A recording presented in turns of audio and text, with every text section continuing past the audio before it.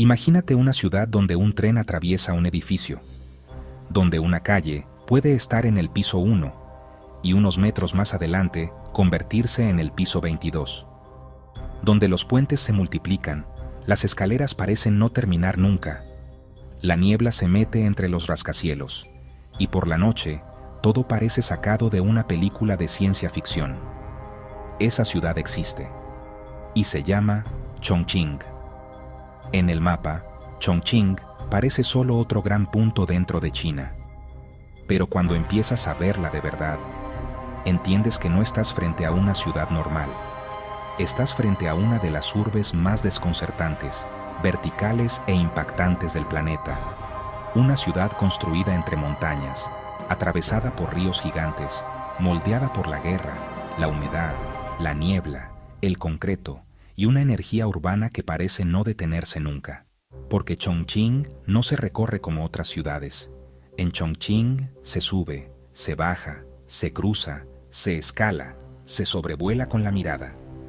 Y muchas veces se siente como un laberinto en 3 dimensiones.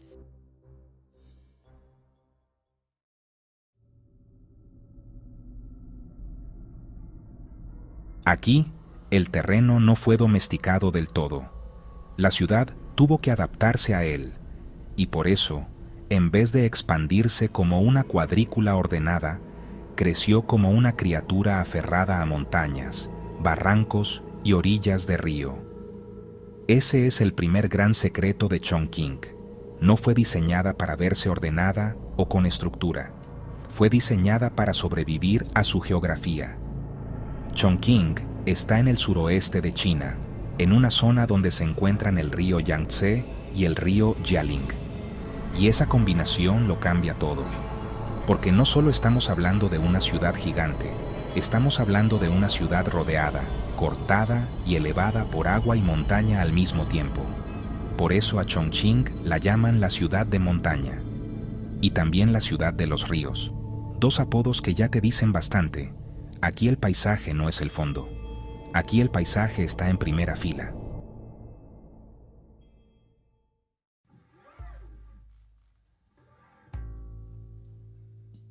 Mucha gente escucha Chongqing y piensa en una ciudad china más. Pero Chongqing es mucho más. Es una de las grandes y espectaculares urbes de China. Lo interesante no es solo que sea enorme, también es cómo se siente esa enormidad. Porque hay ciudades grandes que abruman por tamaño y hay ciudades grandes que abruman por velocidad.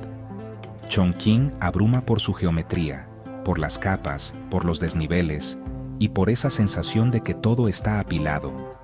Calles sobre calles, puentes sobre avenidas, edificios sobre laderas, pasos elevados que parecen flotar, barrios que, vistos desde cierto ángulo, parecen pegados a la montaña como si estuvieran desafiando la gravedad. Y cuando cae la noche, todo eso se convierte en una especie de circuito eléctrico gigante. Luces, neón, humedad, reflejos, tráfico, pendientes, ríos negros y rascacielos atravesados por niebla. Por eso tanta gente dice que Chongqing parece una ciudad cyberpunk.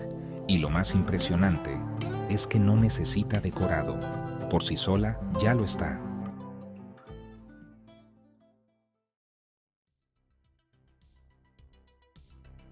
Ahora bien, para entender por qué Chongqing se volvió tan fascinante, hay que ir más allá de lo visual. Porque esta ciudad no solo impresiona por su forma, también carga una historia brutal. Durante la guerra contra Japón, Chongqing llegó a convertirse en capital provisional de China. Eso significa que, durante uno de los periodos más duros del siglo XX asiático, esta ciudad dejó de ser solo una ciudad del interior y se volvió el centro político y estratégico de un país bajo ataque. Aquí se tomaron decisiones cruciales. Aquí se movieron diplomáticos, militares y dirigentes. Aquí se resistió. Y también se sufrió. Eso le dio a Chongqing una capa histórica que muchas veces queda escondida detrás de su imagen futurista. Porque cuando ves sus trenes, sus torres y sus puentes, es fácil pensar que todo en Chongqing pertenece al presente. Pero no. debajo de esa ciudad ultradensa hay memoria de guerra, refugios, bombardeos, estrategia y reconstrucción. Es decir, Chongqing no solo parece intensa, lo fue. Y probablemente esa intensidad histórica ayuda a explicar parte de su carácter, porque hay ciudades que crecen por necesidad de adaptación, y hay ciudades que crecen por necesidad, y Chongqing tiene mucho de lo segundo.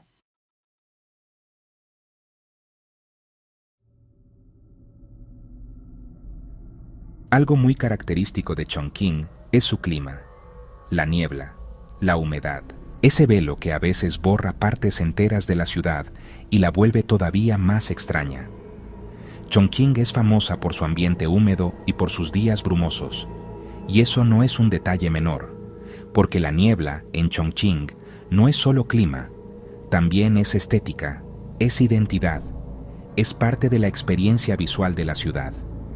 Hace que los puentes aparezcan y desaparezcan, hace que los edificios parezcan más altos, hace que el río se vea más oscuro, hace que la noche tenga más profundidad y hace que la ciudad se sienta menos como un lugar plano y más como una escena de una película futurista de otro planeta.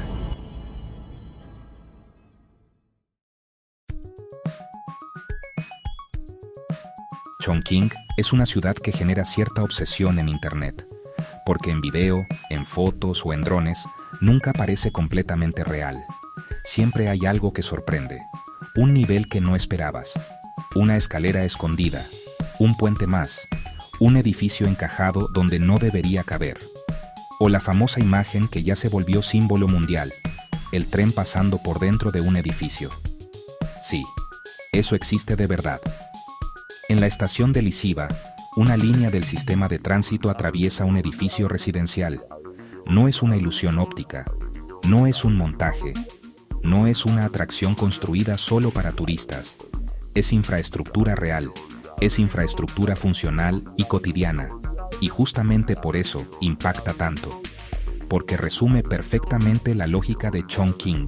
Si la montaña, la densidad y la necesidad no dejan espacio para soluciones convencionales, entonces se inventa otra forma de hacer ciudad.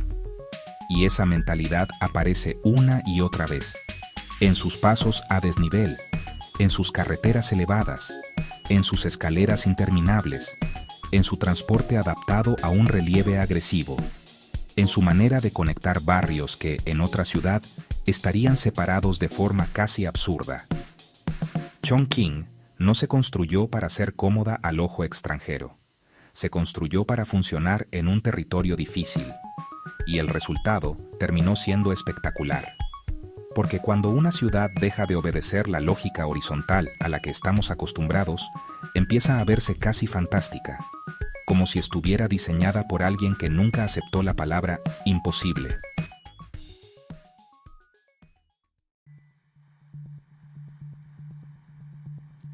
En Chongqing hay otro elemento que define, y estos son los puentes. Muchísimos puentes.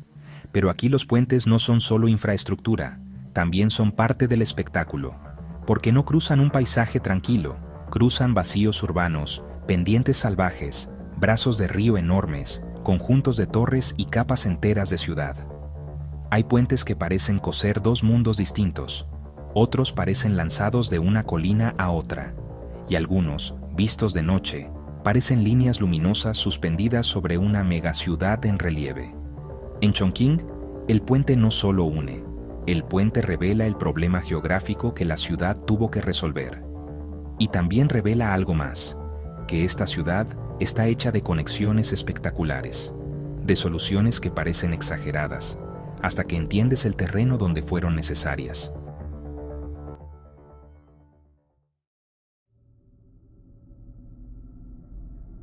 Chongqing no es solo acero, concreto y densidad. También tiene una fuerza visual más antigua, más tradicional.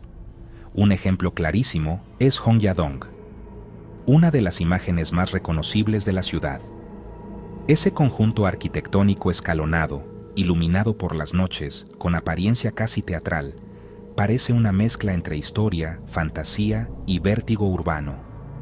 Y eso es lo que lo vuelve tan hipnótico, no sabes si estás viendo una reconstrucción histórica, un decorado cinematográfico o simplemente otra demostración de cómo Chongqing convierte la topografía en espectáculo. Ese contraste es parte de su magia, porque Chongqing puede mostrarte en una misma noche un paisaje de neón futurista y al mismo tiempo una escena que parece salida de otra época. Y en esa mezcla de lo antiguo, lo denso, lo húmedo y lo luminoso, la ciudad encuentra una personalidad que casi ninguna otra tiene.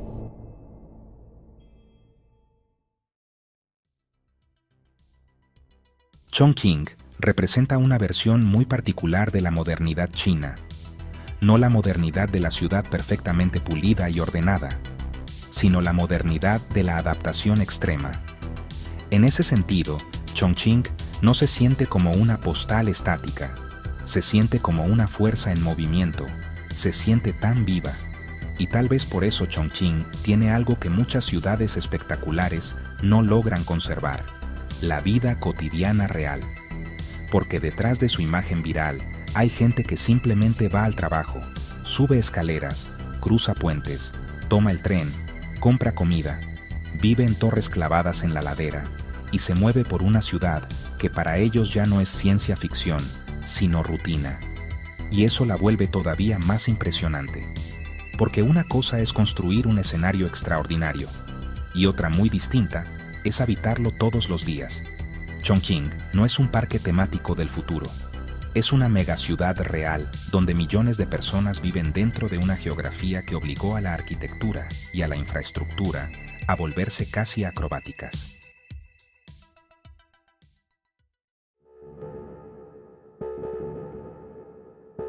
Cuando mucha gente piensa en China, imagina Beijing, Shanghái o Shenzhen.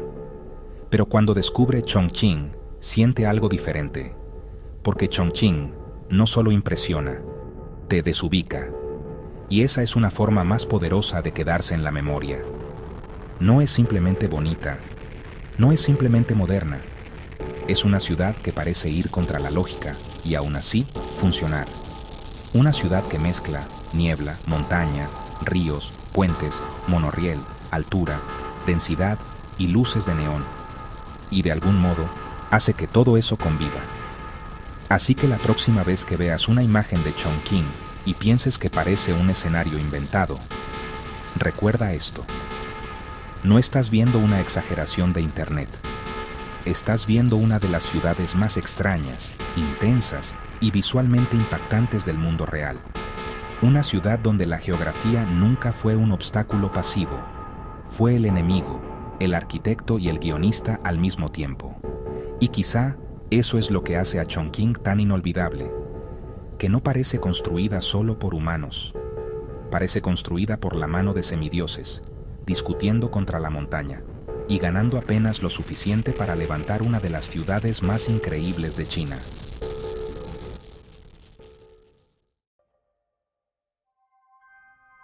A veces creemos que ya entendemos cómo funciona el mundo, que el orden urbano más o menos siempre se repite. Y entonces aparece un lugar así, y te recuerda que el mundo todavía es muchísimo más extraño, más creativo y más sorprendente de lo que imaginamos.